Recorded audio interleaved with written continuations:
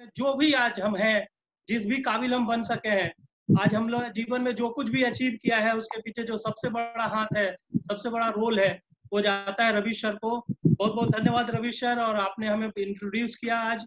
आज आपने हमें मौका दिया है इतने लोगों के बीच में बात करने का। और पहले तो काफ़ी घबरा रहे हैं क्योंकि सारे गुरु लोग सामने दिख रहे हैं स्क्रीन के ऊपर। तो thank you very much Rajesh sir, Anup sir, Uttam sir, Rakesh ji, Amit Sinha ji, हमारे आरपी सिंह जी, इवन हमारे जितने भी आरबीडी हैं, क्राउन है, हमारे जितने भी प्रेसिडेंशियल डायरेक्टर्स हैं, जितने भी हमारे प्लेटिनम्स हैं, जितने भी हमारे सीनियर एग्जीक्यूटिव डायरेक्टर्स हैं, सीनियर डायरेक्टर्स हैं, एग्जीक्यूटिव डायरेक्टर्स हैं, उन सब लोगों को मेरा दिल से नमस्कार दोस्तों। आज मौका मिला है आप लोगों से दो सब बात करने का। सबसे पहले तो एक अभी थोड़ी देर पहले हम लोग की चर्चा भी हो रही थी। एल्बियन इंटरप्राइजेज, एक नाम सुन के कई लोगों के दिमाग में क्वेश्चन उठता है, कई लोगों के दिमाग में एक सवाल उठता है कि एल्बियन का मतलब क्या है, एल्बियन का ये फुल फॉर्म क्या है।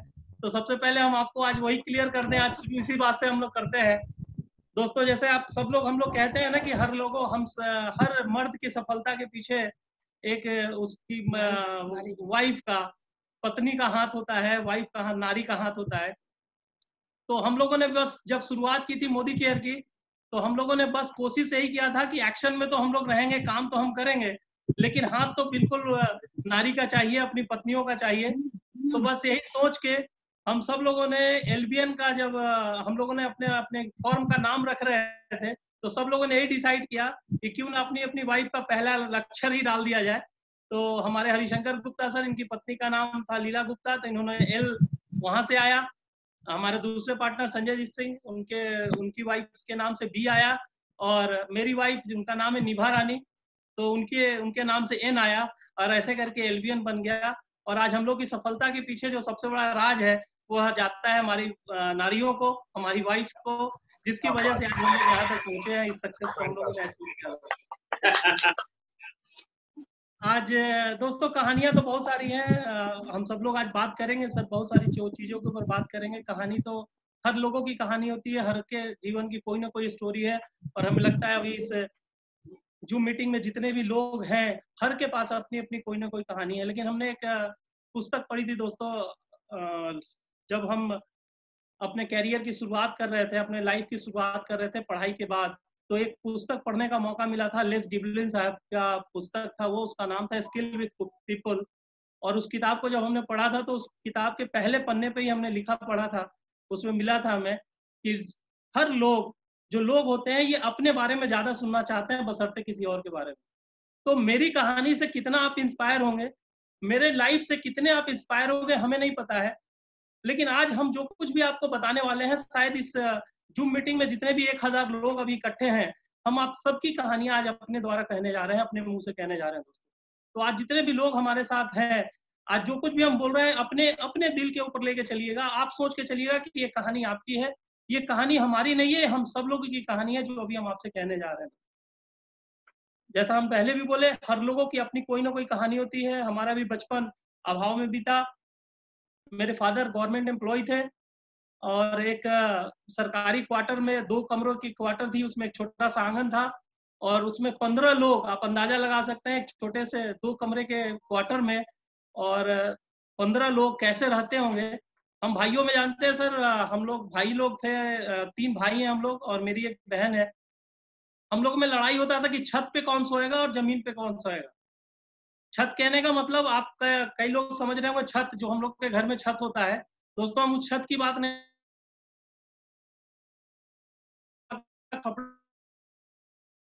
अपने रूम के अंदर जो चौकी है, चौकी के नीचे पौए पे बहुत सारा ईटा लगा दिया था हम लोगों ने, और उसको ऊंचा कर दिया था। तो चौकी के ऊपर कौन सोएगा और चौकी के नीचे जमीन पे कौन सोएगा, इसके लिए हम लोगों में झगड़ा हुआ करता था। आप अंदाजा लगा सकते हैं कि किस तरीके से लाइफ चलता होगा। लेकिन सो कॉल्ड, जैसे हम सब लोग जानते हैं, हमारे समाज के अंदर एक मिडिल क्लास फैमिली की जो कहानी है, वो न रो सकते हैं न हंस सकते हैं। हमारे फादर भी कुछ किसी तरह का लाइफ जी रहे थे दोस्तों। आज हम लोगों की जो कहानी है ना, बिल्कुल उससे मिलती जुलती है। जो एक इस स्टोरी के माध्यम से हम आपको बताने की कोशिश करते हैं, आपको समझाने की कोशिश करते हैं कि हम लोगों की लाइफ कैसी थी और क्या थी। एक कुछ दोस्त थे और वो सब लोग एक अपने एक दोस्त के यहाँ, एक फ्रेंड के यहाँ एक बार क्रिकेट मैच देख रहे थे। जब वो लोग तो अपने दोस्त के यहाँ बैठे थे, क्रिकेट मैच चल रहा था और सब लोग सोफे पे बैठे थे। उसी सोफे के किनारे पे जिनके घर पे सब लोग मैच देख रहे थे, उनका कुत्ता भी बैठा हुआ था। और जब क्रिकेट मैच चल रहा था, तो जब भी मैच में चौवा छक्का लग रहा था, तो सब लोग खूब एक्साइटेड हो रहे थे, उछल रहे थे, कूद रहे थे, तालियां बजा रहे थे। और जब भी वो लोग ताली बजाते थे, उछलते थे, कूदते थे, तो सोफा हिलता था। और जब सोफा हिलता था, तो वो जो कुत्ता बैठा हुआ था सोफे के ऊपर, वो बार-बार ऊ ऊ ऊ की आवाज निकालता था, रोने की आवाज निकालता था। ये सुन के जो बाकी दोस्त लोग थे, बड़ा अनकंफर्ट फील कर रहे थे। उन्हें समझ में नहीं आ रहा था ये कुत्ता बार-बार रो क्यों रहा है। लेकिन वो लोग फिर मैच में एंगेज हो गए, देखने लगे।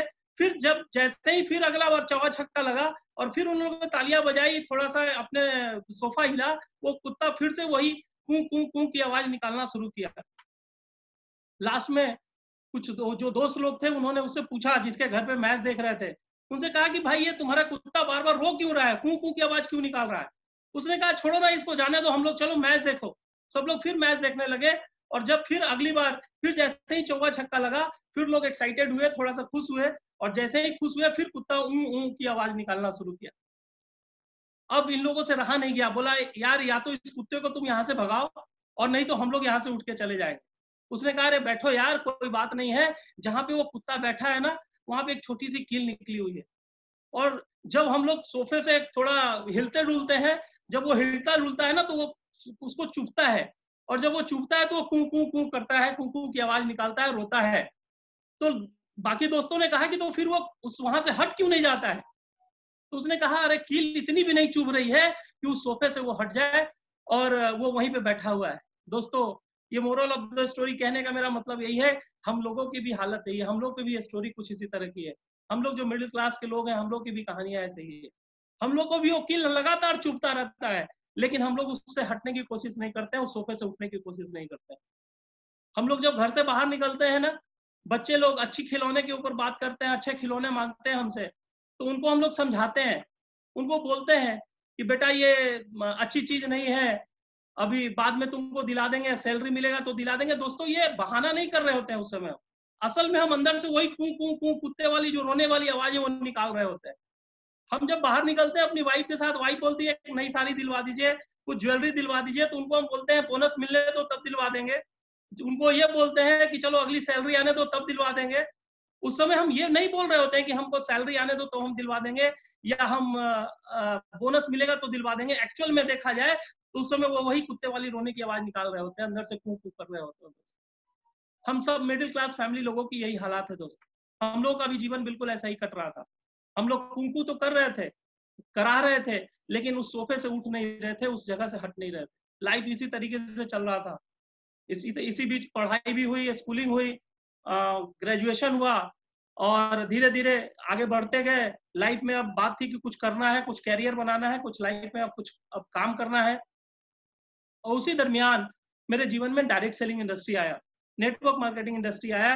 1999 की ये बात है, 1999 की बात है। 1999 में 1999 में डायरेक्ट सेलिंग इंडस्ट्री से रूबरू हुए, और लगा कि चलो ये यहाँ पे एक बड़ी अच्छी अपॉर्चुनिटी है, क्योंकि यहाँ पे कोई पूंजी लगने वाली बात नहीं थी, कोई छोटे से इन्वेस्टमेंट से ये बिजनेस शुरू हो रहा था। तो हम लोग बिल्कुल एक लोअर मिडिल क्लास फैमिली से थे, तो लगा ये कि चलो एक बड़ा व्यापार शुरू करने का मौका मिल रहा है बड़े छोटे से पैसे के साथ। तो काफी एक्साइटेड होके, काफी उत्साहित होके हम लोगों ने डायरेक्ट सेलिंग इंडस्ट्री को चुना। 1999 में 1999 में जब डायरेक्ट सेलिंग इंडस्ट्री के बारे में बहुत सब लोग सुने भी होंगे, जानते भी होंगे। उस टाइम हम लोगों ने इस इंडस्ट्री को के अंदर आए, और दोस्तों बिलीव नहीं करिएगा, प्रोडक्ट आए मेरे पास घर में। जैसे ही हमने उस डब्बे को खोला, जो डब्बा हमें मिला था, उस डब्बे को हमने खोला और उसकी पैकेजिंग जब देखी हमने, तो पहले तो पैकेजिंग देख के बड़ा खुश हुए, बड़ा सुंदर लगा। लेकिन आदत जो हम लोगों की आदत है, हम लोग लोअर मिडिल क्लास फैमिली जो लोग है, और खास करके बीच वाले जो हम लोग हैं, हम लोग की आदत होती है डब्बे के उलट के पहले हम लोग कीमत पढ़ते हैं। जैसे ही उसकी कीमत हमने पढ़ी, तो शायद वो डब्बा हाथ से छूटा तो नहीं, लेकिन लगभग हाथ से छूट ही गया था। उसकी कीमत हमने जब देखी, तो हम लोगों के होश उड़ गए कि ये इतने महंगे प्रोडक्ट हमारे घर में कहाँ से यूज होगा, हम लोग कैसे यूज करेंगे।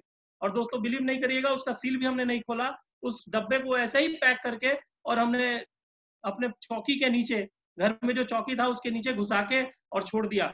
और फिर लग गए लोगों को मोटिवेट करने में, लोगों को ये समझाने में, लोगों को ये बताने में कि एक बहुत बड़ी अपॉर्चुनिटी है, यहाँ पे आप आइए, आपके सपने पूरे होंगे, यहाँ पे आइए, आपके जीवन में बदलाव आएगा। आप इनके सब प्रोडक्ट्स, हम खुद नहीं कर रहे थे, हम खुद इसके प्रोडक्ट्स को यूज नहीं कर रहे थे, हम लोगों को ये बता रहे थे कि इसके प्रोडक्ट्स को यूज करिए, आपके जीवन में परिवर्तन आएगा, आपकी लाइफ में बदलाव आएगा। और लग गए इसी तरीके से 1999 से लगातार यही कोशिश करते रहे कि दुनिया को कैसे बदले, लोगों को कैसे बदले। लोगों को बदलने के चक्कर में ऐसे करते करते मेरा 5 साल निकल गया दोस्तों। 1999 से 2003 2004 ये समय कैसे बीत गया हमें भी नहीं पता, हमको भी नहीं मालूम, लेकिन जीवन में कोई बदलाव नहीं आया, लाइफ में कोई परिवर्तन नहीं आया। छोटे मोटे कभी पैसे आए, हम ये नहीं कह रहे हैं कि पैसे नहीं आए, छोटे छोटे पैसे आए, लेकिन वो ऐसे इतने पैसे नहीं थे जिससे हम अपने लाइफ में कुछ कर सकते थे। ये इतने पैसे नहीं थे जीवन में जिससे उससे हम अपने घर को चला सकते थे। धीरे धीरे मोटिवेशन लेवल डाउन होने लगा, लगने लगा कि हम गलत जगह पे काम कर रहे हैं, लगने लगा कि हमारा लाइफ अब जीवन मेरा खराब हो रहा है, बर्बाद हो रहा है। तो धीरे धीरे इस इंडस्ट्री से हम लोग दूर हटने लगे। 2004 में लगभग इस इंडस्ट्री से हम बिल्कुल हट गए, बाहर निकल गए और कुछ कुछ दूसरे बिजनेसेस ट्राई करने लगे। जैसे अपने भैया के साथ दवा के काम में लगे, फिर एक और हमारे रिलेटिव थे उनके साथ कभी जमीन के काम में लगे, कई सारे बिजनेसेस ट्राई किए, कई सारे काम को हमने किया। और एक करते करते हमारे लाइफ का 1999 से अगर हम बात करें, बीच में कुछ डायरेक्ट सेलिंग कंपनियां भी आई लाइफ में, लेकिन कभी भी सीरियसली मन से जो बोला जाता है दिल से कभी भी उनको हमने एक्सेप्ट नहीं किया, क्योंकि ऑलरेडी हम अपना जीवन का 5 साल लगा चुके थे। 5 साल अपना लगा उसके अंदर, हमारे हिसाब से हम जो सोच रहे थे उस समय, मेरी जो मन स्थिति थी, मेरा जो माइंडसेट था, मेरे हिसाब से हमने अपने 5 साल को बर्बाद कर दिए थे उसके अंदर। तो अंदर से वो बिलीव नहीं आ पा रहा था, वो विश्वास नहीं आ पा रहा था कि इस इंडस्ट्री में या यहाँ पे कोई कैरियर हो सकता है, लाइफ सेट हो सकता है। और ये करते करते छोटे छोटे बिजनेसेस ट्राई करते करते और छोटे मोटे कुछ कुछ काम करते हुए, ऐसे करते हुए लगभग और 10 साल निकल गए मेरे जीवन के। करीब 1999 से अगर बात करें तो आ गया 2013 में मेरे लाइफ में फिर एक थोड़ा बदलाव आया, थोड़ा परिवर्तन आया दोस्तों। एक मौका आया, एक फोन आया मेरे पास और कुछ लोगों ने मुझे इनवाइट किया कि अगर आपके पास थोड़ा टाइम है तो आइए। बिलीव करिए दोस्तों, मेरा मन तो नहीं था कहीं से भी, कोई अंदर से जिज्ञासा तो नहीं थी, इच्छा तो नहीं थी, लेकिन हम उनकी बातों को मना नहीं कर पाए और वहां पे चले गए। लेकिन जैसे ही उन्होंने डायरेक्ट सेलिंग के बारे में बात करना शुरू किया, हम वहां से उठ के जाने लगे थे, वहां से निकलने लगे थे। लेकिन जिन्होंने मुझे बुलाया था वो दिल्ली से आए हुए थे।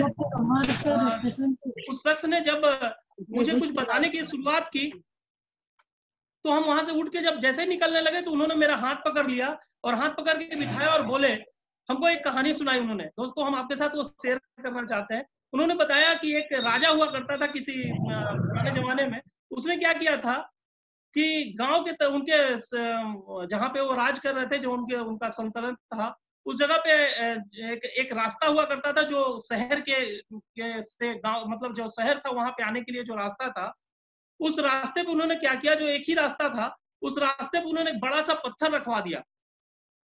और पत्थर रखवाने के बाद वहां पे पत्थर को बड़ा ऐसा रखवाया था ताकि उसके अगल बगल से लोग आ जा नहीं सके, बिल्कुल उसको एक ऐसे रख दिया था जैसे वो पूरा रास्ता बंद हो जाए, ब्लॉक हो जाए। और उन्होंने रास्ते पे को उस तरीके से उस पत्थर से ब्लॉक करके बंद करके और छोड़ दिया था। अब जो लोग उस रास्ते से आ रहे थे, लोग एक दूसरे को कोस रहे थे, कैसा राजा है, अपने रास्ते की मुरम्मत नहीं करवा सकता है, कैसा राजा है, उस रास्ता पूरा शहर में जाने का रास्ता बंद है। तो ये सब लोग जो भी आ रहे थे, राजा को, वहां के मैनेजमेंट को, वहां के लोगों को गालियां दे रहे थे और लोग दूसरे रास्ते से अपने घर की ओर जाने लगे, रास्ता बदल के जाने लगे। कोई लोग इंतजार करने लगे कि कब ये हटे कि हम लोग फिर वापस अपने शहर की ओर जाएं। इसी दरमियान एक किसान जो अपने सर के ऊपर बहुत बड़ा सा एक बोझ लिए हुए था, अपने बोझ को लेके अपने घर की ओर जा रहा था, जब वो वहां पे पहुंचा तो जैसे ही उसने उस पत्थर को देखा उस रास्ते के ऊपर, तो वो घबरा गया कि अब इसको हम कैसे जाएं, क्योंकि सर के ऊपर बड़ा सा बोझ लिए हुए था। अब दूसरे रास्ते से भी नहीं जा सकता था, क्योंकि दूसरे रास्ते से जाने के लिए उसे वापस फिर काफी लंबा सफर तय करना पड़ता, जो उसके लिए संभव नहीं था, क्योंकि सर पे वो बहुत बड़ा बोझ लिए हुए था। तो उसने क्या किया कि उस बोझ को वहां पे रख दिया जो सर के ऊपर रखा था, और उसने कोशिश करनी शुरू की उस पत्थर को हटाने की।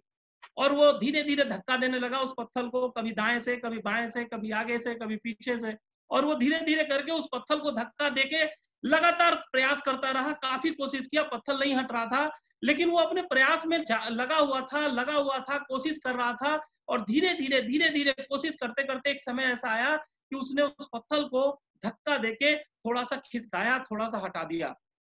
जैसे ही उसने उस पत्थर को हटाया, उस पत्थर के नीचे, उस बड़े से पत्थर के नीचे उसे एक बड़ी सी पोटली मिली। उस पोटली में बहुत सारा सोने का सिक्का रखा हुआ था, और राजा ने एक पर्ची रख दी थी उसके अंदर, ये इनाम उसके लिए जो ये पत्थर हटाएगा। दोस्तों, मोरल ऑफ द स्टोरी, हम आपको इस स्टोरी से ये बताने की कोशिश कर रहे हैं, हमारे लाइफ में भी ऐसे ही अपॉर्चुनिटी आती है दोस्तों। हम लोग क्या करते हैं, हम लोग रास्ता बदल लेते हैं, हम लोग क्या करते हैं, हम लोग उससे बच के निकल जाते हैं, कोई ना कोई बहाना करके, कोई ना कोई एक्सक्यूज देके उस अपॉर्चुनिटी से अपना मुंह मोड़ लेते हैं, निकल जाते हैं। अगर कोशिश करते, प्रयास करते रहते, तो शायद वो सोने का सिक्का और लोगों को भी मिल सकता था। लेकिन उस किसान ने मेहनत किया, कोशिश किया और लगातार प्रयास किया, और नतीजा ये निकला कि उसे ढेर सारे सोने के सिक्के मिले, उसकी जीवन बदल गए, उसका लाइफस्टाइल बदल गया, उसका पूरा जीवन शैली चेंज हो गया दोस्तों। ये स्टोरी, क्या बात है। ये कहानी मेरे जीवन में बड़ा फर्क डाला सर। जैसे ही इस कहानी को हमने सुना, हम बैठ गए उनके पास और बैठ के उनकी बातों को सुनने लगे। फिर वो बताना शुरू किया। जैसे ही उन्होंने नाम लिया मोदी केयर, जैसे ही मोदी केयर का नाम लिया, फिर मन से एक सवाल आया कि सर इतना दिन नहीं खराब हुआ कि अब मोदी केयर करेंगे। लेकिन फिर उन्होंने कहा कि रंजन जी 2 मिनट बैठिए और देखिए, पहले जानिए पहले ये मोदी केयर क्या है।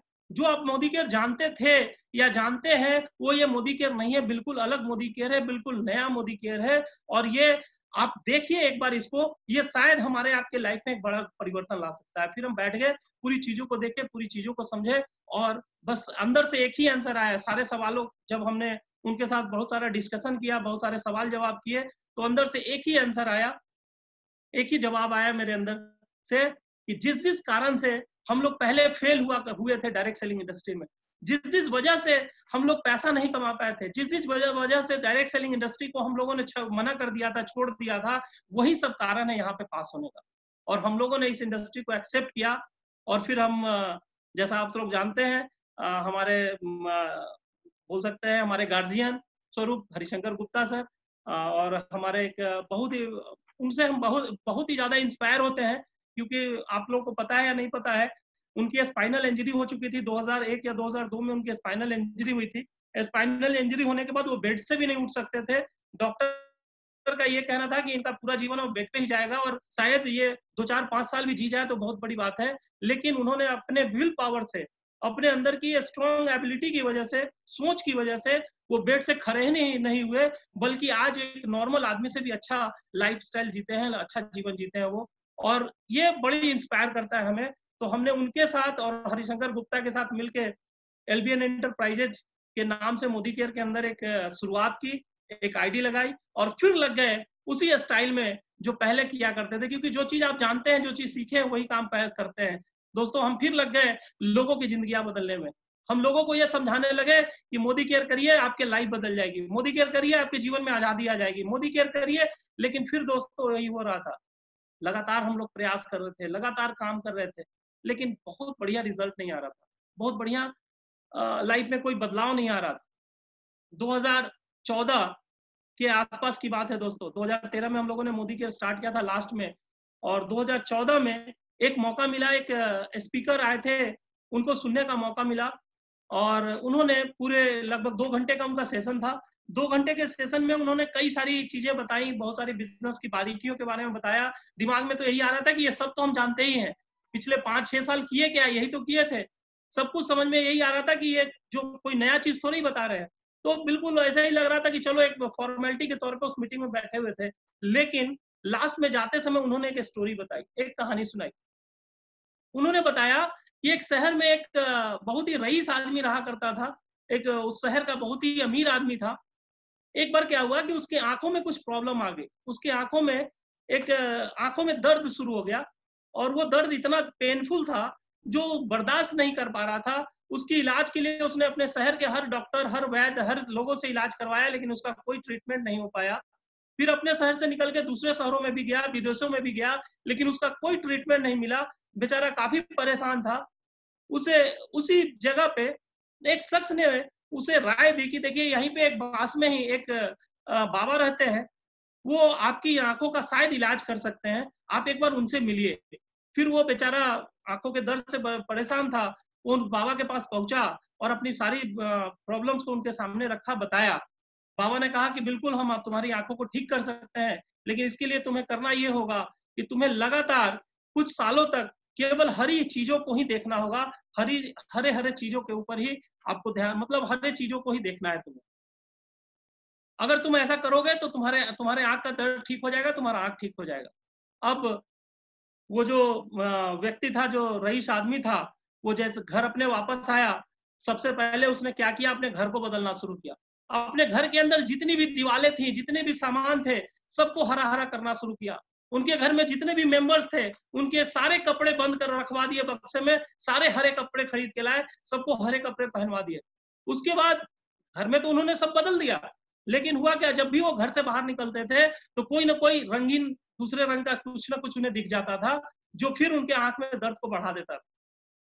तो उन्होंने क्या किया, अब शहर को बदलना शुरू किया। शहर की सारी दीवारें, उन्होंने काफी पैसा खर्च किया इसके ऊपर, शहर की सारी दीवारें हरी करवानी शुरू कर दी। शहर में जितनी भी चीजें थी सबको हरा हरा करवाना शुरू कर दिया।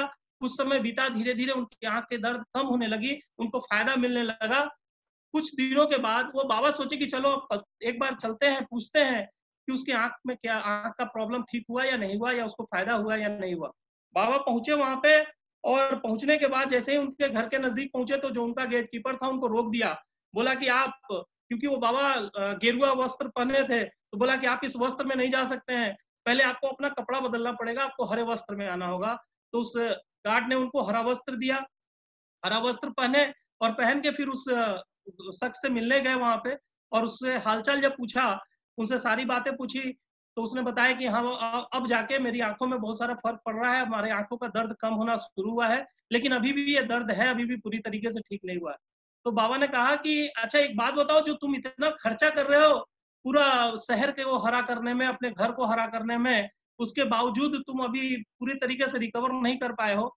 इसकी जगह तुम एक काम करते, अगर तुम एक हरा ग्लास का चश्मा पहन लेते तो शायद तुम्हें इतना खर्च नहीं करना पड़ता, इतने सबको बदलने की जरूरत नहीं पड़ती, केवल तुम अपने आप को थोड़ा बदल लेते तो शायद तुम्हारे आंख का दर्द भी ठीक हो जाता, और दुनिया को बदलने की जरूरत नहीं थी, तुम खुद को बदल लेते, तुम्हारी बीमारी ठीक हो जाती। ये बात, ये स्टोरी मेरे दिमाग में इस तरीके से, मेरे दिमाग में इतनी सारी घंटी बजने लगी एक साथ, हमें पूरा वो 5 साल 6 साल हमको याद आने लगा कि हमने क्या क्या गलतियां की हैं दोस्तों। हम तो बार बार यही सोचने लगे कि अभी तक हमने किया क्या। हम तो लगातार ये लगे हुए थे कि लोगों को बदल दें, हम तो लगातार ये कोशिश कर रहे थे कि लोगों की जिंदगी में परिवर्तन लाए, हम अपने आप को बदलने की कोशिश नहीं कर रहे थे, अपने जीवन को बदलने की कोशिश नहीं कर रहे थे। ये गलती मुझे उस दिन समझ में आई, और वापस हम घर आए। घर आने के बाद सबसे पहला काम हम किए, मोदी केयर के ऑफिस में गए, और वहां से करीब 5,000 से ज्यादा का प्रोडक्ट लेके आए, और सबसे पहला काम हमने किया कि मोदी केयर के जितने प्रोडक्ट्स थे, सारे प्रोडक्ट्स के ढक्कन खोल दिए। क्योंकि ढक्कन इसलिए हमने खोल दिया, सील खोल दिया, क्योंकि जब ये सील खुला होगा, ढक्कन खुला होगा, तो हमारी मजबूरी होगी इसको इस्तेमाल करना। क्योंकि जब तक वो ढक्कन बंद रहेगा, जब तक उसका सील पैक रहेगा, तो मेरे मन में होगा चलो यूज करें या ना करें। तो हमने क्या किया, उन सारे प्रोडक्ट्स के सील खोल दिए, सबके ढक्कन खोल दिए, और उस प्रोडक्ट को यूज करना शुरू किए। पहले तो खुद यूज करना शुरू किए, धीरे धीरे करके हमारे घर में भी लोग प्रोडक्ट यूज करना शुरू किए। और उस दिन से जो जो काम हम लोगों को बताया करते थे, लोगों को क्या करते थे, वो सब काम पहले खुद करना शुरू किए। तो सबसे पहला काम हमने शुरू किया, 100% प्रोडक्ट यूज करना शुरू किया खुद से। उसके बाद हम खुद डेमो प्लान करना शुरू किए। पहले लोगों को बताया करते थे, आप प्लान दिखाइए, आप डेमो करिए, आप लिस्ट बनाइए, ये सब काम पहले हम खुद करना शुरू किए। हमने क्या किया, लिस्ट बनाना शुरू किया, डेमो प्लान दिखाना शुरू किया। बिलीव नहीं करिएगा दोस्तों, हम लोग मोदी केयर ऑफिस में बैठ के एक एक दिन में 12 प्लान, 15 प्लान, 10 प्लान से भी ज्यादा दिन भर में दिखाया करते थे, खुद से दिखाते थे, लगातार प्लान दिखाने लगे, लगातार प्रोडक्ट यूज करने लगे। उसका नतीजा ये मिला कि हम लोगों के बिजनेस में फर्क आने लगा, मेरे इनकम में फर्क आने लगा, हमारी चेक बढ़ने लगी, हमारा बिजनेस में ग्रोथ होने लगा, हमारे टाइटल बदलने लगे, हमारा जो जीवन शैली था वो चेंज होने लगा।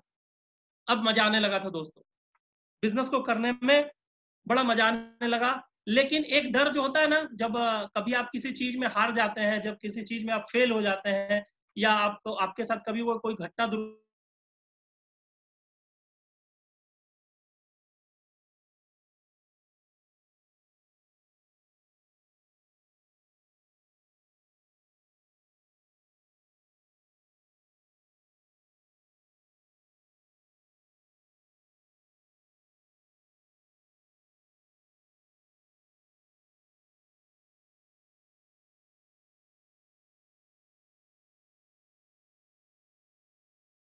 इस तरीके से हम लगातार अपने अपलाइन से लगातार सीखते रहे, और ये काम हम लगातार कर रहे थे, लेकिन मन में जो एक डर था, एक जो छोटी सी हिचक थी, अपने अंदर जो कॉन्फिडेंस था वो नहीं आ पा रहा था, वो बिलीव नहीं आ पा रहा था। कहीं न कहीं मन में वो एक डर बार-बार सताता था कि आगे क्या होगा? फिर क्या होगा? क्योंकि पीछे बिज़नेस में थोड़ा उतार-चढ़ाव, ये तो बिज़नेस है। आप दुनिया का कोई भी व्यापार हो, दुनिया का कोई भी बिज़नेस हो, उसमें उतार-चढ़ाव तो दोस्तों आता है। और यहाँ भी थोड़ा बहुत आ रहा था, और वो बिलीव के हमारे बिलीव को, हमारे विश्वास को कभी न कभी वो डगमगा दे रहा था। उसी दरमियान एक बार दिल्ली जाने का मौका मिला, और फिर दिल्ली में एक इवेंट चल रहा था। उसमें अनूप अरोड़ा जी को कुछ दिन पहले आपने सुना होगा। अनूप अरोड़ा जी थे, और उन्होंने एक स्टोरी सुनाई। उसमें और भी लीडर्स थे, शायद उनको याद है कि नहीं वो स्टोरी हमें नहीं पता। लेकिन ये स्टोरी शायद हमें लगता है सब लोग जानते होंगे। हम आपके साथ रिपीट करना चाहते हैं, आपको बताना चाहते हैं, क्योंकि इस जो भी चीज़ें हम आपसे बात कर रहे हैं दोस्तों, ये मेरे अपने लाइफ का पर्सनल एक्सपीरियंस है जो हम आपके साथ शेयर कर रहे हैं। ये स्टोरी नहीं है, एक मैसेज है जो हम आपको देना चाहते हैं। आपको कोई कहानी नहीं सुना रहे हैं, हम अपने लाइफ का अपनी हकीकत बता रहे हैं, और मेरे लाइफ का नहीं, हमें लगता है कि यहाँ इस सभी मीटिंग में जितने भी लोग मौजूद होंगे, वो सब लोग हमसे कहीं न कहीं रिलेट कर पा रहे होंगे, क्योंकि ऐसी ही छोटी-छोटी गलतियाँ कहीं न कहीं हम सब लोग अपने लाइफ में कर रहे हो। तो हम आपसे के साथ वही सब बातें शेयर करने की कोशिश कर रहे हैं, आपको बताने की कोशिश कर रहे हैं अपने स्टोरी के माध्यम से। तो उन्होंने एक स्टोरी सुनाई कि एक गाँव में एक धोबी रहा करता था, और उस धोबी के पास एक गधा था। और अचानक गधा क्या हुआ कि खेत में एक ऐसे ही खेत में घास चर रहा था, और चरते-चरते एक बड़े से गड्ढे में बेचारा गिर गया। जब वो गड्ढे में गिर गया, तो वो अब उस गड्ढे से बेचारा निकल नहीं सकता था।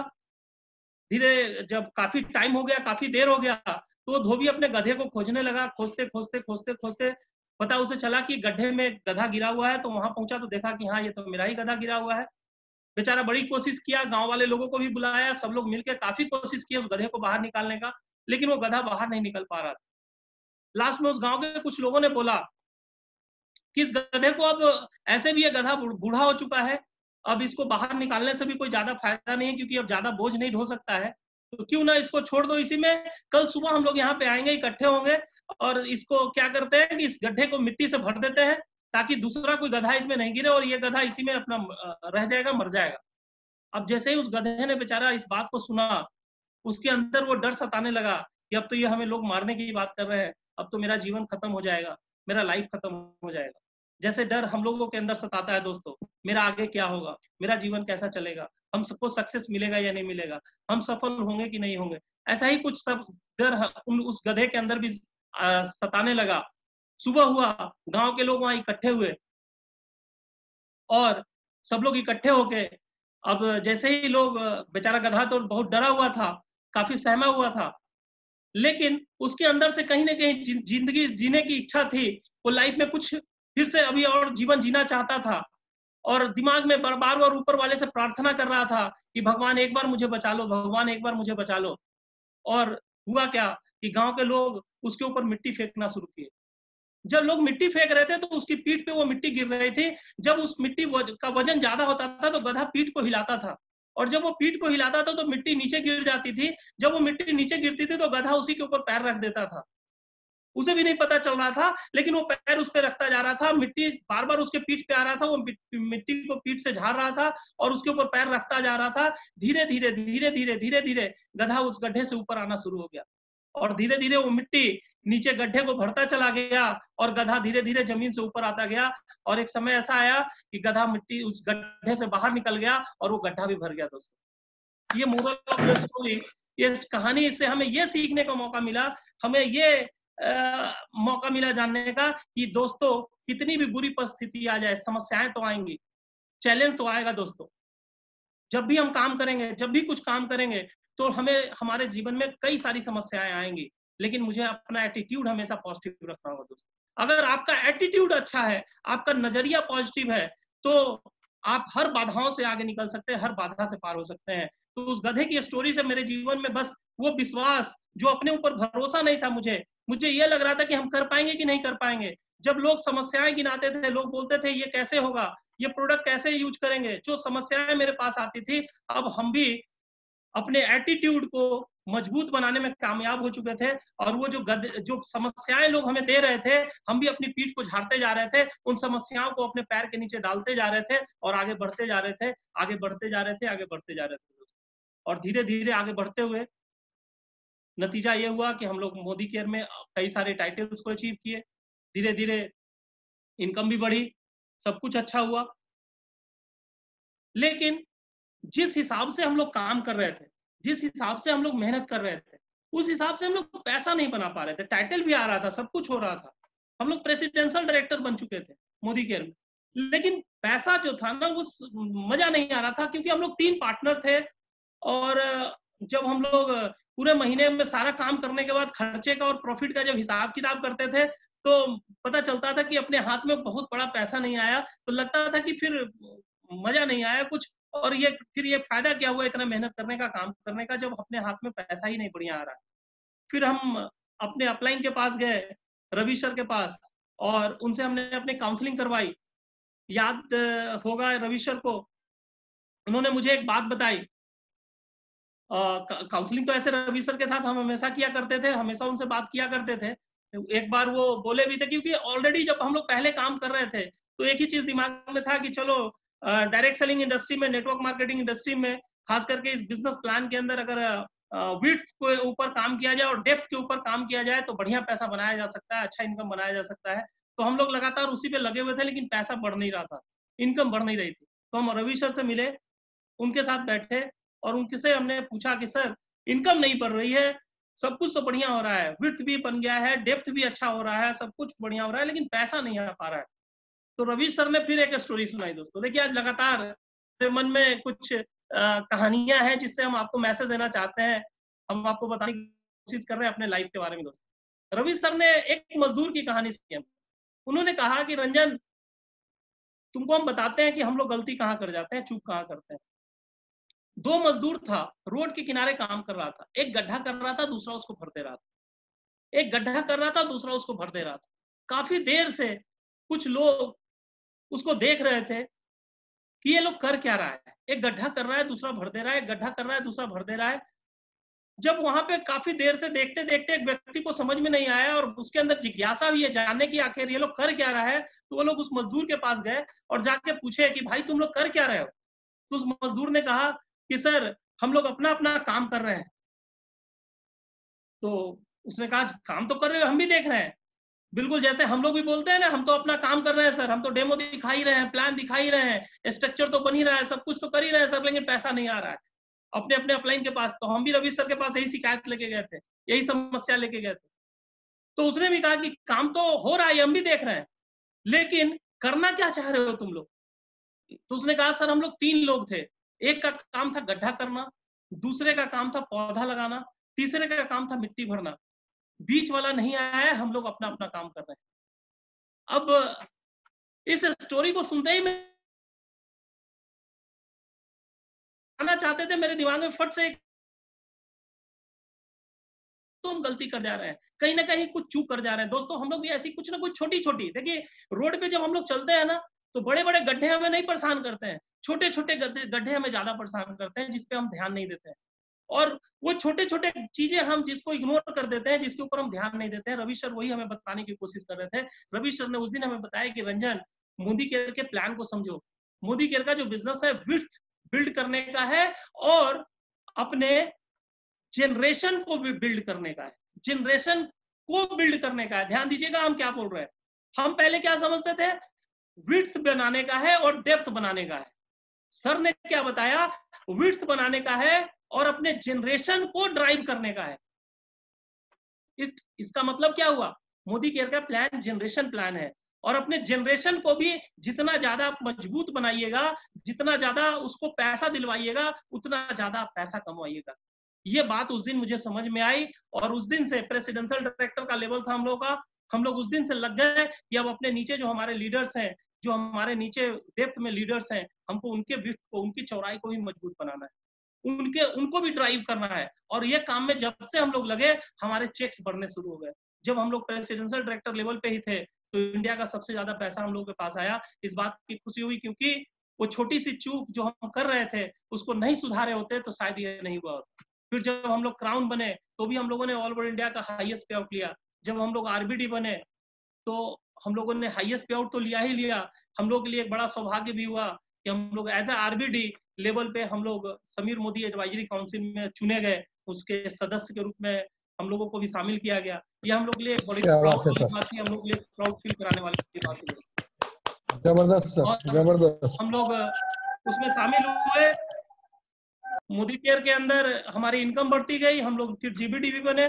मोदी केयर के अंदर आज जीबीडी है हम लोग, और ऊपर वाले की दया से अच्छा खासा पे आउट भी आ रहा है।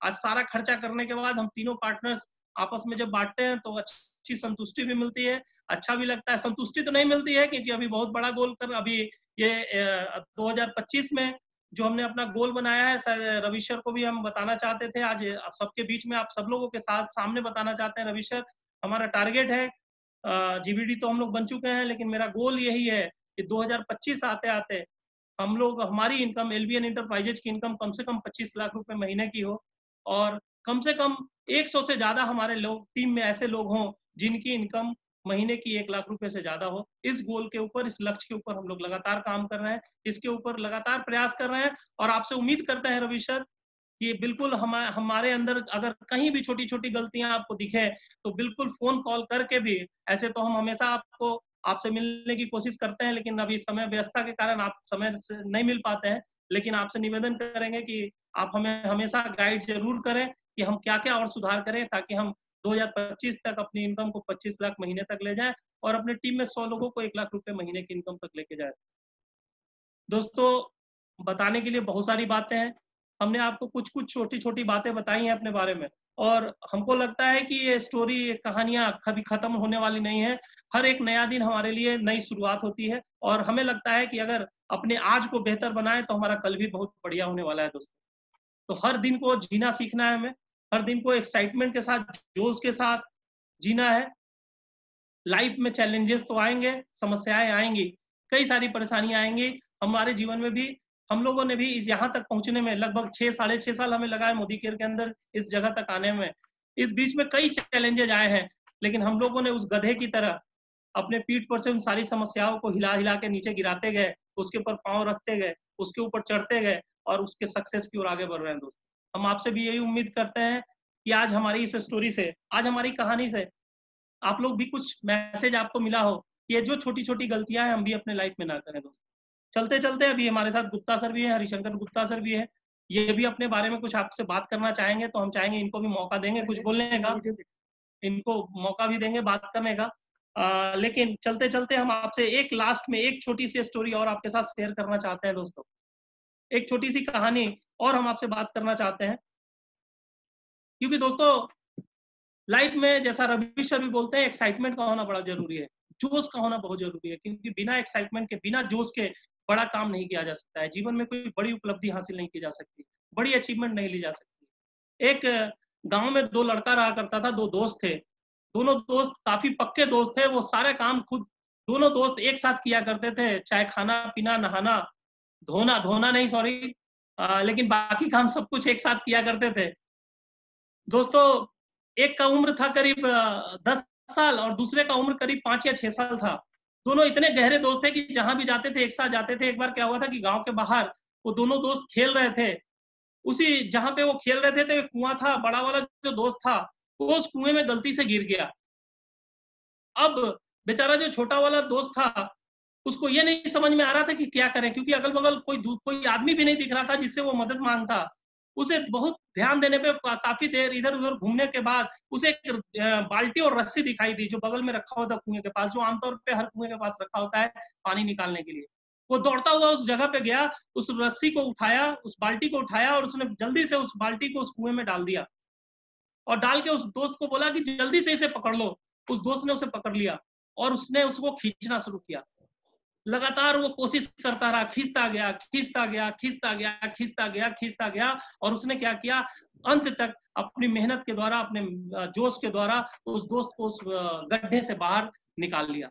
दोनों दोस्त बाहर निकले, गांव वापस गए। गांव में जाने के बाद लोगों से, गांव में जो भी लोग थे, जब उन लोगों ने पूछा कहाँ गए थे, कहाँ थे इतनी देर तक तुम, तो उसने बताया कि ऐसा ऐसा हो गया था और ये गड्ढे में गिर गया, कुएं में गिर गया था, और फिर इसको हमने रस्सी के सहारे इसको खींचा। लोग उसकी बातों पे भरोसा नहीं कर रहे थे, क्योंकि उनको लग ही नहीं रहा था कि एक छोटा सा 5 साल का बच्चा इतने बड़े बच्चे को कैसे एक कुएं से बाहर निकाल सकता है। लोग बोल रहे थे तुम झूठ बोल रहे हो। कोई भी उनकी बातों पे भरोसा नहीं कर रहा था। उसके घर के लोग भी भरोसा नहीं कर रहे थे, गांव के लोग भी भरोसा नहीं कर रहे थे। और लेकिन वो अपनी कहानी यही लगातार सुना रहा था। अंत में उसके पिताजी एक गांव में ही बड़े बुजुर्ग व्यक्ति थे, उस बुजुर्ग व्यक्ति के पास उस बच्चे को लेके गए कि देखिए ना, ये दोनों लोग एक कहानी ऐसे बार बार सुना रहा है और हमें लगता है कि ये लोग झूठ बोल रहे हैं। तो उस बुजुर्ग व्यक्ति ने कहा कि अच्छा बताओ बेटा क्या हुआ था। तो उसने बताया कि ऐसे ऐसे हुआ और हमने इसको कुएं से बाहर निकाला।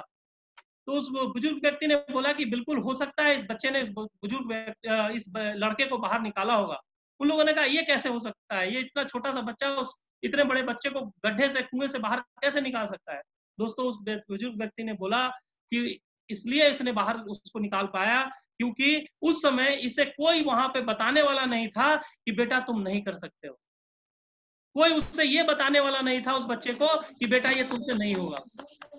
दोस्तों, उस समय उसको ये कोई बताने वाला नहीं था, उसको एहसास दिलाने वाला नहीं था कि बेटा तुम नहीं कर सकते हो। और उस बच्चे ने बस एक ही बात बोला, एक ही चीज लगातार बोलता रहा, yes I can do it. अपने जोश के साथ, अपने एक्साइटमेंट के साथ वो अंदर से एक ही चीज बोल रहा था, yes I can do it, yes I can do it, yes I can do it. लगातार ये बात बोलने जा रहा था और खींचे जा रहा था, लगातार बोले जा रहा था, खींचे जा रहा था। हम कर सकते हैं, हम कर सकते हैं, हम इसको बाहर निकाल सकते हैं, ये लगातार बोल रहा था और खींचे जा रहा था, और अंत में उसने बाहर निकाल दिया। दोस्तों, हम लोगों के साथ भी ऐसा ही होता है। दोस्तों, ये जोश, ये एक्साइटमेंट और ये कर गुजरने की चाहत जब तक हमारे अंदर नहीं होगी, तब तक हम लोग अपने जीवन में कोई बड़ा गोल अचीव नहीं कर सकते हैं, बड़ा सपना अचीव नहीं कर सकते हैं। दोस्तों, इसी के साथ हम अपनी बातों को यहाँ पे रोकेंगे, क्योंकि हमारे साथ हरिशंकर गुप्ता सर भी हैं, और ये भी अपने लाइफ के बारे में, अपने जीवन के बारे में कुछ एक्सपीरियंस, कुछ छोटी मोटी बातें जो आपसे शेयर करना चाहेंगे, करना चाहते हैं। बहुत बहुत धन्यवाद, थैंक यू वेरी मच। और एक बार फिर से धन्यवाद रवि सर और सारे लीडर्स का, जिन्होंने मुझे मौका दिया आप लोगों के साथ बात करने के लिए। Thank you very much sir, thank you. नमस्कार दोस्तों। जबरदस्त रंजन सर, बहुत बढ़िया। Welcome Harishankar sir. जी जी धन्यवाद। आज मैं आपको अपनी कहानी से अवगत कराना चाहूँगा कि हमने इस दुनिया को, हमने इस कैरियर में एक छोटी सी वीडियो मैंने पोस्ट की थी, अपने 42 साल के कैरियर को नक्शल में दिया था आपको। आज उसमें से कुछ झलकियाँ जो हमारे जीवन में परिवर्तन आया और परिवर्तन करने में जिन लोगों का हाथ रहा, आज उन विभूतियों का नाम मैं जरूर लूंगा। स्टार्टिंग जब मैं किया था 1978 में, हमारे घर में ही रहा करते थे विजय कुमार सिन्हा एडवोकेट, जो अब इस दुनिया में नहीं है। उन्होंने कहा कि हरिशंकर, अगर तुमको जीवन में कुछ करना है तो कुछ ऐसा करो कि पैसे के लिए मोहताज नहीं रहना पड़े। और उन्होंने मुझे लेके एक्सेलिंग के अंतर लेके उसकी शिक्षा दी। उसमें मैं गया, वहाँ पे 1 साल काम करने के बाद एक प्रमोशन हुआ, और दूसरे प्रमोशन के लिए मैं खड़ा था और काम कर रहा था तो नहीं हो पा रहा था। उसी समय उस कंपनी के एक बहुत बड़े बुजुर्ग 80 साल के थे, वो आए, और आने के बाद उन्होंने कहा कि देखो हरिशंकर, अगर तुमको जीवन में कुछ करना है तो तुमको ठानना पड़ेगा। तो अभी का जो समय है, तुम सेकंड लेवल पे हो, तुम आज ठान के यहाँ से जाओ कि तुमको टॉप 10 में आना है। जब तक ये ठानोगे नहीं तब तक काम होगा नहीं। और मात्र उस समय बचा हुआ था 15 दिन, जबकि मैं अपने उस टारगेट को पूरा करने में सक्षम नहीं था। उन्होंने कहा कि नहीं, तुमको आज यहाँ से शिक्षा लेके जाना पड़ेगा। होटल पाटलिपुत्रा मेरे घर के बगल में थे, उसी में ठहरे हुए थे, और सुबह सुबह हम लोग गए थे। उन्होंने कहा कि नहीं, आज यहाँ से बोल के जाओ, रोज बोलना कि हमको टॉप 10 में आना है, हमको टॉप 10 में आना है। और मुझे यह कसम दिला करके वहाँ से उन्होंने भेजा। और उसके बाद हम चले आए, हमारे जो सीनियर थे एडवोकेट साहब, उनको वहाँ पर रोक लिया, बोले कि उनको हिदायत दिया कि आप पूरे टीम को छोड़ के इनके पीछे लगिए, काम कीजिए और इनको टॉप 10 में लाना है। और दोस्तों, उस 15 दिन में चमत्कार हो गया। 5 दिन कंपनी की तरफ से मुझे और मिल गया और मैं टॉप 10 में आया। उसी दिन मैंने ये मान लिया कि जब तक हम ठानेंगे नहीं, जैसा कि अभी रंजन सर ने कहा कि ठानना सबसे बड़ी जरूरी है, मान लिया तो सारा काम हो गया। जिस दिन ठान लिया उससे सब काम हो गया। उसी दिन से मैं वह काम में लग गया और हर समय अपने जीवन में ऊंचाई पे पहुंचा। लेकिन जब ऊंचाई पे पहुंचता था, जब आराम करने के समय आती थी, उस समय वह कंपनी हमको धोखा देती चली गई। मैं सड़क पे आ गया। कई बार ऐसा हुआ हमारे लाइफ में, लेकिन हमने उस चीज को मान लिया था कि नहीं, मुझे तो सफल होना है, मुझे नौकरी नहीं करना है। मैंने नौकरी नहीं इसलिए किया, मेरे पिताजी नौकरी किया करते थे, बहुत अच्छे पोस्ट पर थे, लेकिन हम लोग 9 भाई बहन थे और सब लोग कैसे अपना जीवन गुजारे मैं वो हम ही लोग बता सकते हैं। एक और दोनों हम दोनों मित्रों में, मतलब रंजन से में हमारे दोनों में जो है एक और खासियत ये है, इनके पिताजी और मेरे पिताजी दोनों एक साथ जो है बांकीपुर पोस्ट ऑफिस में थे। हमारे पिताजी वहाँ पे हेड पोस्ट मास्टर थे और इनके पिताजी वहाँ पे सब पोस्ट मास्टर थे। मैं तो दोनों वहाँ भी साथ में थे। फिर हम लोग भगवान ऊपर वाले भगवान ने हम लोग को मिला दिया और एक साथ हो गए। जब आगे बात हुआ, उनके घर पहुंचे तो उन्होंने बताया कि मेरे पिताजी पोस्ट ऑफिस में थे और बांकीपुर में थे। मैंने कहा चलिए ठीक है, तब तो हम लोग की पुरानी दोस्ती है, अब हम लोग जन्म जन्मांतर का साथ हो गया है, इसलिए आप निश्चिंत रहिए। हम जीवन में बहुत ठोकर खा चुके हैं और लेकिन हम कभी भी हार नहीं माने हैं जीवन में। क्योंकि मुझे एक कहानी, एक हमारे ही जो विजय बाबू थे, हमारे विजय कुमार सिन्हा साहब, उन्होंने कहा था कि देखा हरिशंकर, ये जो नीम के पेड़ बानू, हम लोग घर के बगल में नीम का पेड़ था, तो नीम के पेड़ बानू जब तक ये पेड़ बा, बहुत बड़ा दरख्त बा, लोग एक चौड़े में घबराला, हाँ घबराला। तो उसी समय कुछ ही दिन के बाद हाईकोर्ट के पास बहुत सारे पेड़ हुआ करते थे बेली रोड में, और आंधी आई थी और एक बहुत बड़ा वृक्ष जो है वहां से गिर गया था। और दूसरे दिन क्या हुआ, वहां पे सारे लोग जो कभी उस पर चढ़ नहीं पाए थे, उस पर जो है कुल्हाड़ी लेकर के कोई डाली काट रहा है, कोई टहनी काट रहा है, कोई तना काट रहा है। इनके देखा हरिशंकर, जब तक तू खड़ा रहबा तब तक कोई तोहरा के ना काटी, और जहाँ गिरला कि 75 गो आदमी आ जाई तरह नोचे खातिर। इसलिए हमेशा जो है खड़ा रह के कोशिश करिए। आपन मतलब अपना दुख किसी को नहीं बताना है, स्ट्रगल करना है और जीतना है। वही हम लोग किए और करते करते करते करते मैं इधर उधर भटकते भटकते, इसके पहली वाली कंपनी में हम लोग दोनों आदमी साथ हुए थे। वहीं से हम लोग ने एक निर्णय लिया, जब वो कंपनी भी हम लोग को धोखा दे दी। उस कंपनी में भी हम जो है सो महीने का 1 लाख कमाते थे, लेकिन जानते हैं बच्चों को पढ़ाना था, सब कुछ करना था।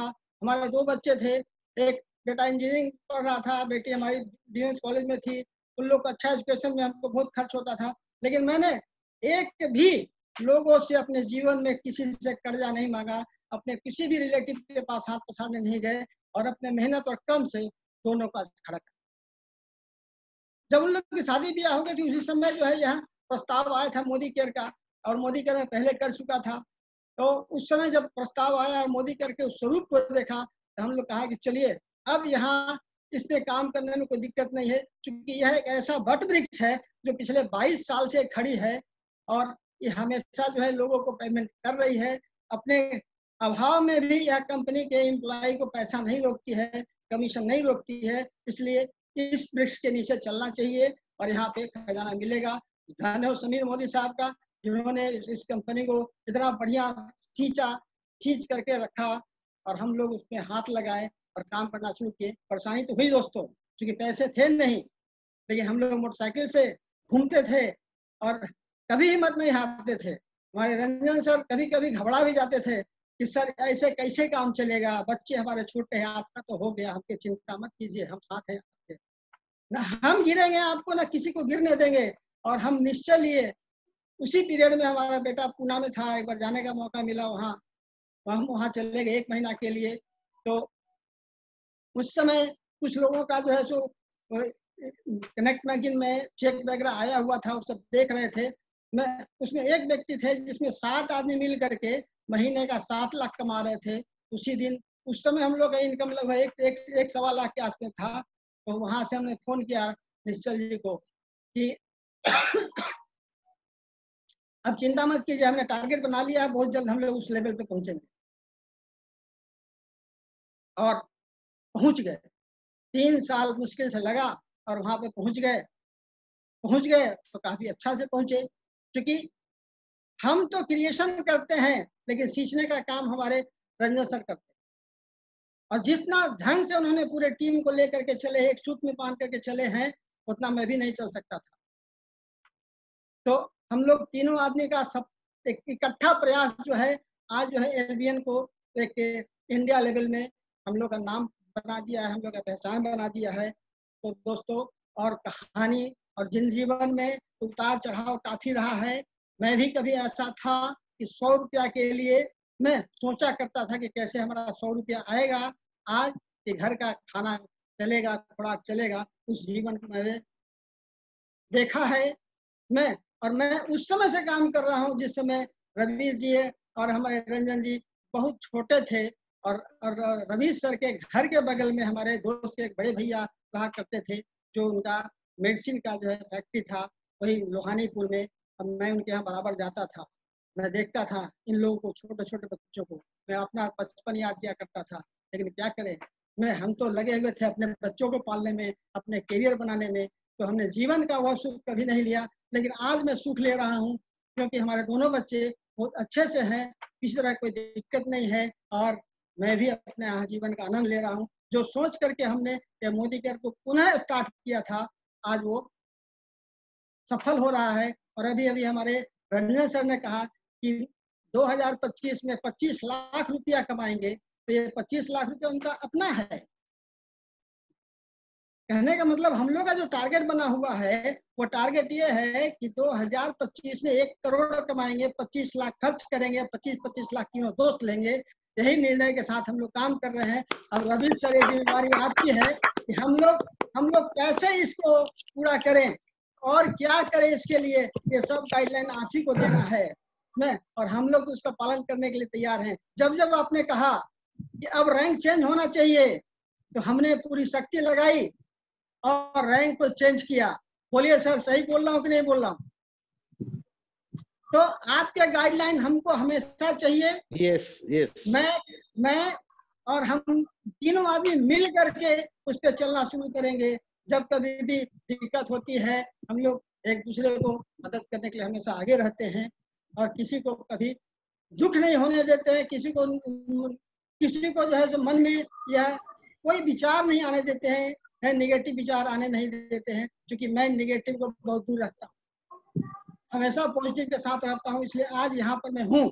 मैं सब लोगों को कहता हूँ, एक ही बात कहता हूँ, अपने जीवन के जो अनुभव किया है, कटु और सत्य जो अनुभव किया, उसमें एक ही बात कहा है कि कभी भी हार मानने की जरूरत नहीं है, और जम करके लगना, मेहनत करना है। क्योंकि नाधा तो आधा और आधा तो साधा, यह पुरानी हमारे कहावत में कहा हुआ है। इसलिए आप नाचना शुरू कीजिए। जैसा कि मीटिंग में सब लोगों को कहा जाता है, भाई आप जो है मिशन 10 स्टार्ट कीजिए, उसको नीचे 3-3 आदमी को लेकर के आइए, तो वो सारे लोग के पीछे काम कीजिए। और जब उन लोगों के पीछे काम कीजिएगा, उनका इनकम आएगा उनके पास, तो आपका अपने इनकम के बारे में कभी सोचना नहीं पड़ेगा, और बहुत तेजी से जो है आपका विकास होगा। मैं दिन दूनी रात चौगनी अगर कमाना है मैं, तो आपको दिन दूना रात चौगना अपने नीचे वालों को, अपने जो पार्टनर हैं, उन पार्टनर के बीच में उनके इनकम के ऊपर ध्यान रख करके आपको काम करना है। जो हम लोग कर रहे हैं वही आप लोग कीजिए। बस इतना ही कहेंगे ना कि भाई हम 3 आदमी हैं, तो 3 नहीं है, बल्कि 300 नहीं है, 3000 नहीं है, 3 लाख हैं हम लोग, 3 करोड़ हैं मैं, और तीन हीरे हैं जो रवि सर को मिले हुए हैं। धन्यवाद इसके लिए।